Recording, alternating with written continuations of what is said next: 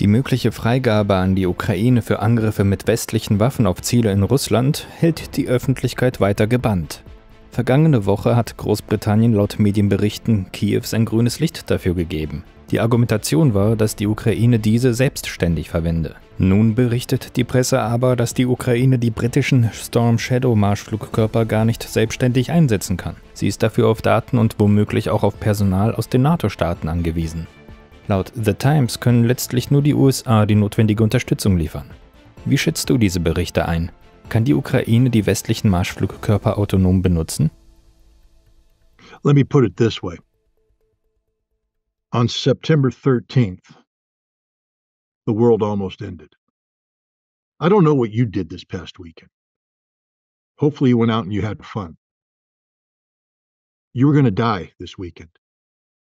You almost died. I don't know if you realize it. Everybody watching this program almost died. I almost died. The world almost died. Why? Because if the insanity of the British government and those in NATO and some in the United States had manifested itself in giving Ukraine the green light to use Storm Shadow missiles against target inside Russia, Russia would have responded. It would have been a decisive response.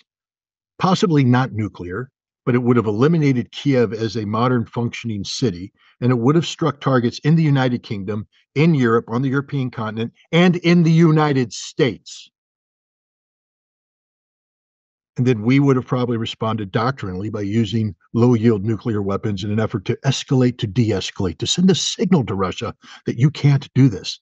And then Russia would have responded doctrinally by releasing the totality of its nuclear arsenal against the West. And then we would have responded and we would have died. 72 minutes is all it takes for the total destruction of the planet. Do you understand you almost died this weekend? I'm not joking. It's not a joke. I'm not kidding. You almost died and you didn't even know it. What are you going to do about it? Do you want to die? Does your audience want to die? Because that's what's going to happen if you do nothing about this insanity. You almost died. The only reason why you didn't die is that Russia sent signals to the United States saying, we are not joking. If you do this, we will act and you will die. And fortunately, Joe Biden, angry as he was, you saw his response when somebody asked him, what do you think about Putin? I don't think anything about Putin. You think everything about Putin because you backed down, because you understood that Vladimir Putin wasn't bluffing. Unlike those in England, unlike those in NATO. The Russians aren't bluffing. If you attack Russia, Russia will respond. And it will be a decisive response.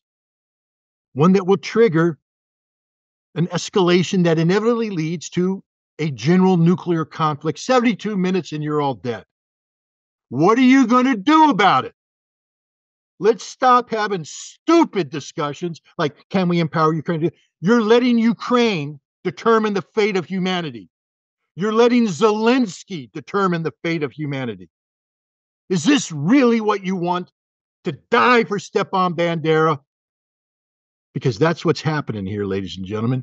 You've allowed a handful of Ukrainians with a perverted notion of what Ukrainian nationalism means to take control of the mechanisms of your imminent demise. Wake up. Do something before it's too late. Don't wait until tomorrow. Do something now. A signal that could be sent, for instance, is to Germany to tell the United States, hell no to the missiles they want to deploy in 2026. Because if we are fortunate enough to live between now and then, those missiles will get you killed. How about Germany taking the lead to have Europe come up with a new pro-arms control agenda? How about Germany taking the lead to bring an end to this Ukrainian conflict? To get Zelensky out of power so that he doesn't get to threaten all of our lives. You almost died this weekend. I don't know what you were doing this weekend, but it almost didn't happen. And if you didn't die, understand this. You will have wished you had died. But the consequences of surviving a post-nuclear war reality is worse than death.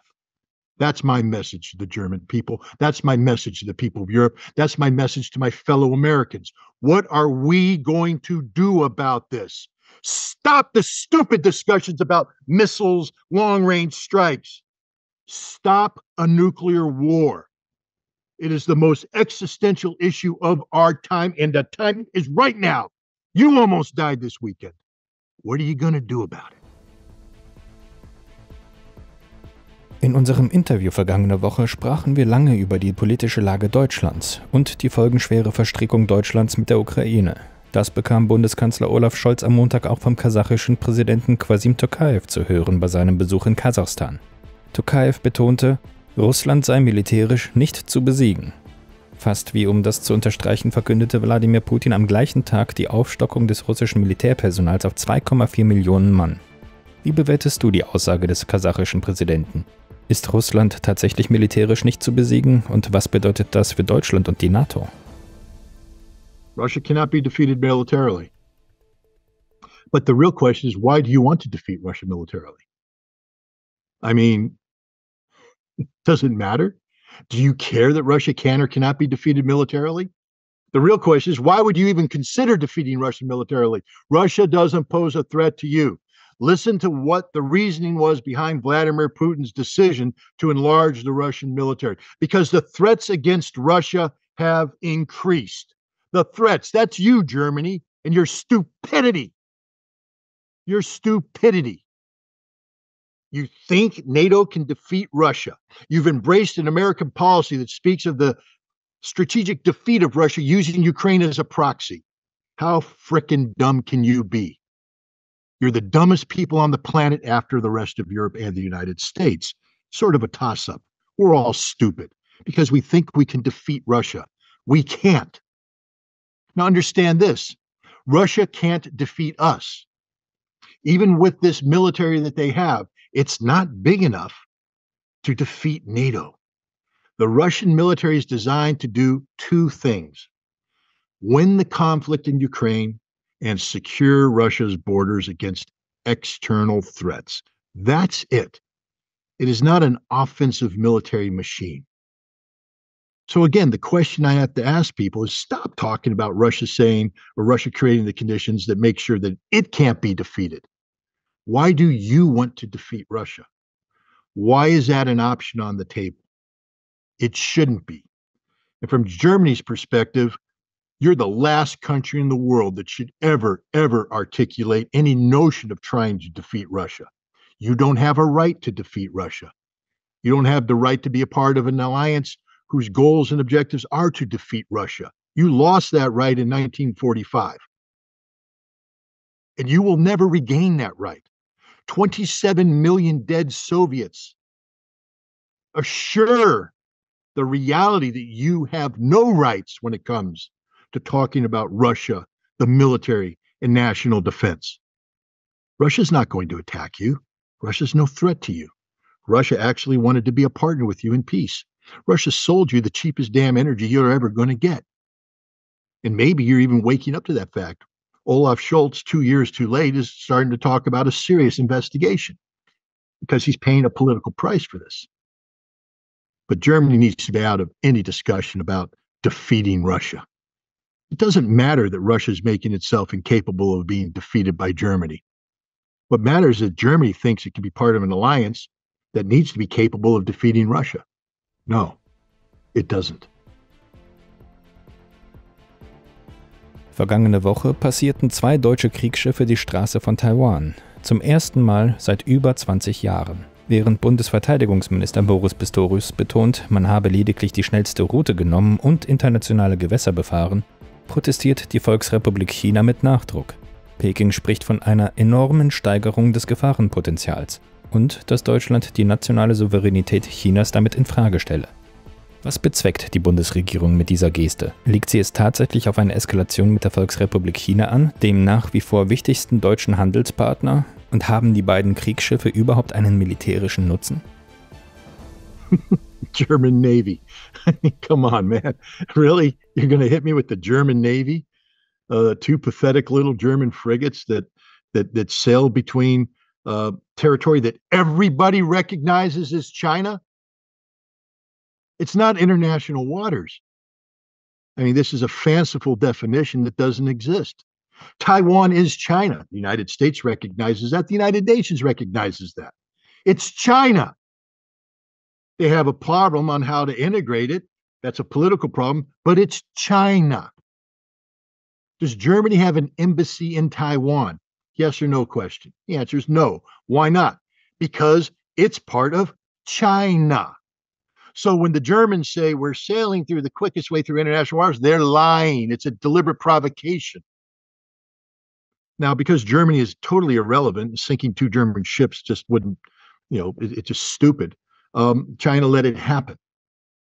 But they're lucky China didn't ram your pathetic little navy. What would happen to the German Navy, by the way, if it did get rammed? Where's it going to go? To the great German naval port of what in the Pacific? Why is Germany a European power sailing ships in the Pacific to begin with? What national security interest does Germany have besides being part of this ridiculous NATO ambition to project itself into the Pacific? Germany was up in Japan playing stupid little German games, playing that there's somehow a world power, that there are 2 pathetic little ships participating in whatever exercise they were doing somehow has a meaningful impact on the global geopolitical balance of power. Germany is no longer a military power. And the idea that Germany can project military power into the Pacific is a joke. And Germany needs to reflect on this. When China shuts down their cooperation with Germany, not if, when, because you've committed suicide, that's the end of everything. China is the only thing that keeps Germany economically viable right now. When the Chinese finally say, click, hit the off switch, it's all she wrote. All your companies will collapse, all your jobs will go away, and you will cease to be a viable, modern nation state. Is it worth sending 2 pathetic little German tugboats through the Strait of Taiwan? Come on, Germany, wake up. Who came up with this insanity? Pistorius? Baerbock? Scholz? Why are they still in power? I just want to remind your audience, you almost died this past weekend because of this kind of thinking. This notion that Germany has the ability to project military power. You don't have the ability, but more importantly, you don't have the right. I don't know how to make this any more clear. You lost that right in 1945. You don't get to play stupid reindeer games anymore. You're not part of the big team. You lost a war that was being waged by the most reprehensible form of government the world has ever seen. You still need to work to win back the trust and confidence of the international community. You're failing in Ukraine. You're failing with NATO, and now you're failing in the Pacific. Do better. You have political leaders in Germany today who articulate sound, rational policies that don't require Germany to disappear as a nation state. They don't even require Germany to not be a strong leader. Germany should be a strong leader, but the leadership that is demanded of Germany is economic leadership, diplomatic leadership, leadership that recognizes the sins of the past and works never again to allow those sins to manifest themselves in policy. Why did you send 2 ships through the Taiwan Straits? Why? Every German should be demanding an answer to that question of their government. Lass uns abschließend beim Thema Marine bleiben. Die US-Navy gab kürzlich bekannt, dass sie ihr erstes genderneutrales Atom-U-Boot vom Stapel gelassen hat. Die USS New Jersey wurde extra dafür gebaut, dass sie auch weibliche Matrosen beherbergen kann. Mit getrennten Waschräumen und Schlafkojen mit Privatsphäre für die Frauen. Steve Haller, der Kapitän des U-Bootes, verkündete stolz, dass damit die Vorgaben der US-Navy für Diversität und Integration beider Geschlechter umgesetzt würden. Er sprach von einem wahrhaft historischen Moment. Was sagst du zu der politischen Linie der US-Navy? Welche Auswirkungen hat es auf die Funktion der Atom-U-Boote, wenn sie genderintegrativ geplant werden? Wie sehen das die internationalen Kontrahenten, etwa Russland und China? First of all, I really don't care what Russia and China think. I don't care what anybody outside the United States thinks. It's none of your damn business. And if you want to come after an American submarine because they have an integrated crew, do so at your own risk. I don't promote violence. I'm not a proponent of war, but if you attack us, we will kill you. We will kill you all. So you think attacking a submarine because it has a mixed crew somehow makes you feel stronger? No. Fortunately, I don't think the world cares. This is an American-only issue. It's an issue that is manifested from the struggles America today has with diversity, inclusion. I have a personal opinion that says that the military should not be the grounds for social experiments, and that if we're going to make an integrated submarine, that it's done only after the consequences of this action are thought out. Does it result in the degradation of combat capability? That's all I care about when it comes to the United States military. The United States military does not need to be, in my opinion, a mirror image of society. Society can function with diversity because society isn't called upon to be lethal in times of crisis. The U.S. military is called upon to be the most lethal military service in the world in a time of crisis. Now, if somebody can articulate that this kind of mixed crew, this gender neutral crew, has no impact on lethality, do it. I'm all for it. If that's the direction this country is going, if that's the will of the people, so be it. There will always be dinosaurs like myself who will, be opposed to it. Well, so sad, too bad. Get more votes at the polls. If the American people have spoken and that this kind of diversity, this kind of gender neutrality is the direction we're heading as a nation, and it doesn't impact lethality on the battlefield, then do it. By all means, do it. But again, I'll just reiterate two things. It shouldn't impact our ability to carry our military missions, and it's none of the world's damn business. I don't care what Russians think about this. I don't care what Chinese thinks about this. I don't care what Germans or anybody. It's none of your damn business. This is an American issue, and we, the people of the United States, will figure it out on our own.